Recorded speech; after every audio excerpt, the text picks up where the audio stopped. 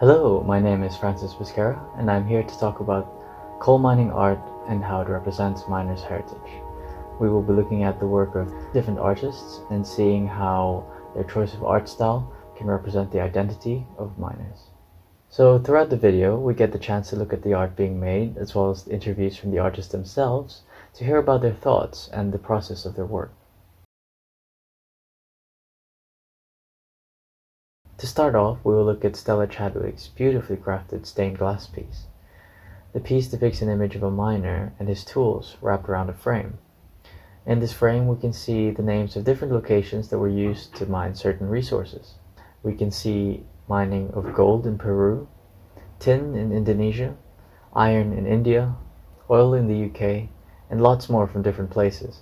From this, we can see how mining was such a significant industry around the world, and the stories involved within them were plentiful. And this could take root with inspiration for the artists and their work. Stories told by retired miners involved the camaraderie and friendship they developed when working down in the mines. With Stella's piece, she shows us this by painting the miner with light and representing him as a subject of importance, the same way you see stained glass pieces in churches. With this, we can relate it to the importance of the mining industry back then and how it helped progress our society forward. Stella also includes the sun in her background, which I thought was quite interesting, especially since mining takes place deep underground.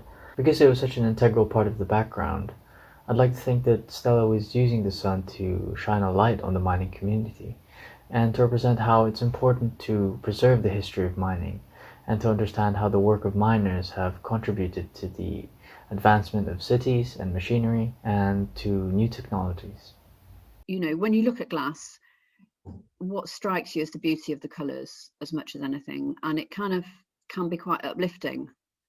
And you know, I think that's partly why churches in UK and around the world quite often do have stained glass in, because it's something, it's very uplifting and it kind of talks to your heart somehow. And so I would hope that people looking at the window would feel that kind of connection and kind of, you know, that it lifts them a bit. And like I said, the reference to the saints, you know, that it's that kind of having somebody there as an inspiration, and also a bit of a moment for reflecting and considering, you know, imagining that's an actual person. You know, I mean, it's kind of related to an actual person whose actual photo I saw. And, you know, just kind of hope that it kind of opens people's minds a bit to imagining what the life of that person is and kind of his backstory and what he's left behind. So just kind of a bit of a connection with somebody and something that really happened.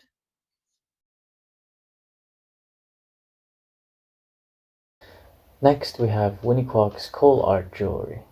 Winnie is a mixed media designer working with wood, metal, and resin materials to create her piece. She used mostly clear resin to coat over coals to create interesting designs for badges, necklaces, and rings. In an interview with her, she states that she uses clear resin with an essence of color to bring out the coal to enhance the look and the finishing. From these images, you can see that she uses this medium to create this idea of preservation through jewelry. This idea of preservation again represents the historical significance of the mining of coal and what it was specifically used for. You can see the different variations of coal affect the way it looks when covered with a clear resin. What's interesting is how this changes color for each piece, establishing a sort of tone and story to each material. The medium helps communicate this idea of time by preserving the coal almost like a fossil, and represents how long coal mining has been around for, and all the people who have worked in it as well.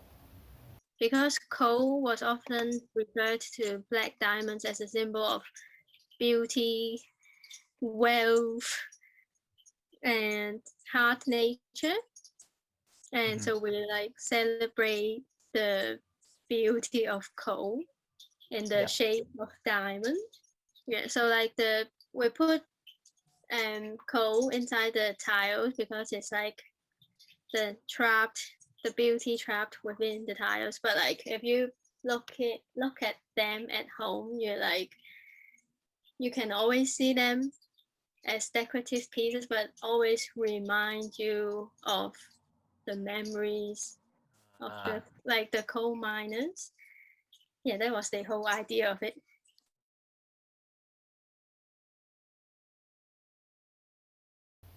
Now we have Honey Williams. Honey collaborated with a group of volunteers in order to make this piece. The piece involves a mixture of colored paper, printed photos of the Digging Deep project, and paint.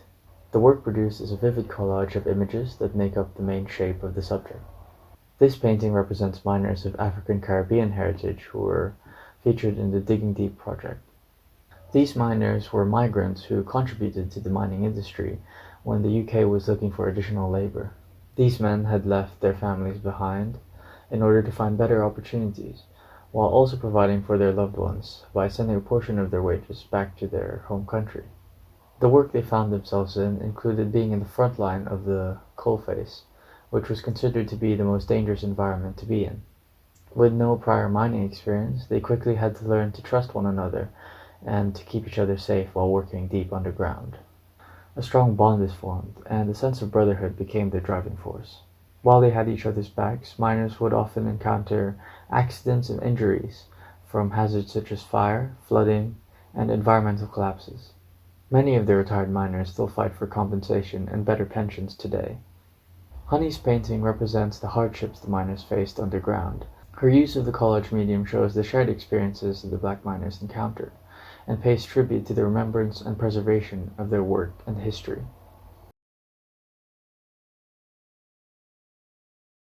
Finally, we have our third artist, Karen Thompson. Her work mainly focuses on portraits of adults, children, and family pets. Karen creates these evocative portraits using pastel and charcoal on black card, depicting miners in an interplay between light and dark. Her art on mining really portrays this idea of identity with each portrait. The miners are recognizable and evoke a certain mood based on their facial expressions, some hopeful, some dramatic, and often emotional. These expressions are very representative of the lives of miners, capturing joy from friendships they've made, pain and grief from tragedies and accidents, and it really shows you the type of environment they went through. Karen's use of the charcoal medium create a naturalistic but also highly expressive representation and portrayal of the miners. Using a material that is often found in mining, she uses charcoal to sketch out each portrait to really capture the essence of a miner's environment. This makes her work important in creatively expressing coal mining through art, and is among my favorites. The level of detail in each portrait is also something to consider. The detail is telling you to look beyond the canvas and understand that it's not just a drawing essentially, but it's a representation of someone's life, someone who's lived through these conditions surrounded by darkness. Despite that, it shows hope, friendship, and the presence of life, echoing again with the fact that the miners depended on each other in order to get the job done.